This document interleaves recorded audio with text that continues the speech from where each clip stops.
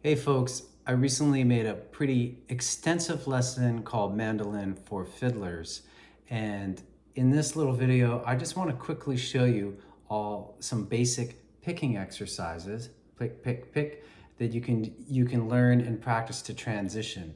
And so let's just start with downstrokes on the D string. So we're going to stick to the D string for the moment. You could do this on all the string pairs. So on mandolin, we have 2 D strings. Next, try upstrokes. Just upstrokes. We really want to practice. So kind of like playing fiddle, the down bow is equivalent to a downstroke, up bow equivalent to an upstroke. All right.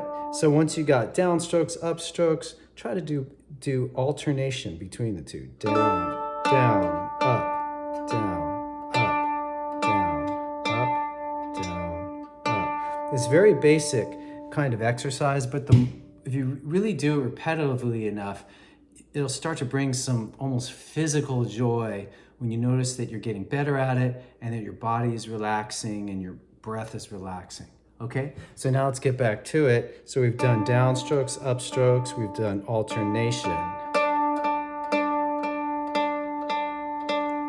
Again, you can do that on other strings, like A string.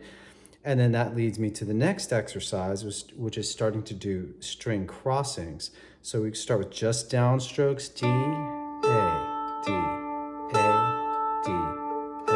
Take note that I'm not even fingering. You can do a ton of work without even fingering.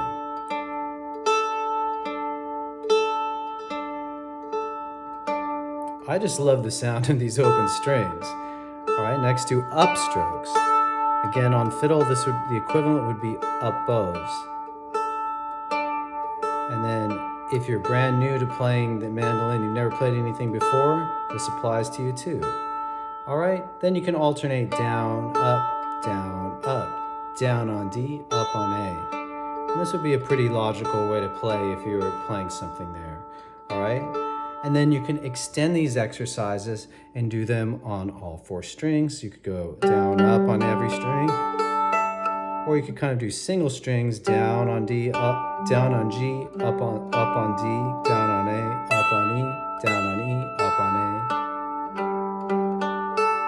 So these are all very fundamental exercises that are really just getting you to work the pick. And I'm only going to give you open string exercises right now. Well, maybe one idea for fingered stuff, but I really encourage you to do mostly open strings. So the next thing you can do is make the practice creative and interesting by adding rhythms. Let's go back to the D string. Let's add a hoedown or potatoes rhythm. So just long, short, short, long, short, short. It's different ways to strum it, pick it, but let's do down, down, up, down, down, up, down, down, up, down, down, up, down, down, up, down. Okay. All right, we could do tucka, tucka, tucka, short, short, short, short, long, long. Try it with alternating picks. Down, up, down, up, down, up, down, up, down, up, down, up. All right, or you could even go across the strings, like cross string patterns with the same rhythm, like down, up, and A. So still doing the tucka pattern, but I call it split tucka because we split it across the strings. So some other rhythms you could do would be triplets. 1, 2, 3, 1, 2, 3, cross strings, 1, 2, 3, and then 1, 2, 3 on A. So if we add in all the other rhythmic combinations, you could practice just picking like this for hours. So I pretty much want to end this short lesson here, but just to give you something further to work on. Once you've done all that, I encourage you to really not finger and put all your attention on picking if you're trying to learn mandolin. The last thing you could do, once you've done all that, you could start to apply everything with just a single finger down. So like D1 and open A. Just do everything you can do on D1, and then the string patterns with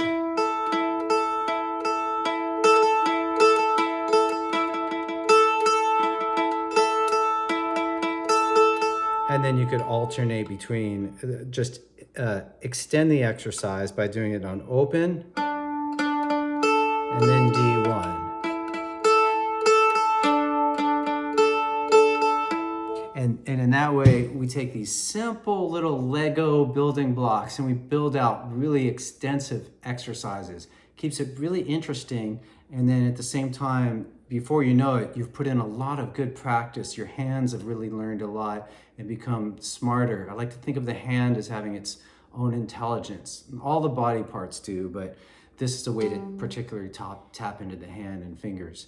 So, okay, in the lesson text somewhere, I'm gonna link to the other lesson I have, which is a longer, more in-depth lesson on mandolin for fiddlers that covers a lot of bases, including chords and strumming and how to really practice all this stuff on the fiddle. You can actually do everything that I just did on the fiddle with a pick, all right? So cool, love you guys. Thanks for watching. And stay tuned for more lessons on how to play on songs. This month, I'm exploring how to play on songs, not just mandolin, but how mandolin can inform you as a fiddler, okay? And more generally, how anybody could learn to play on songs is kind of the theme of the month. Okay, so long.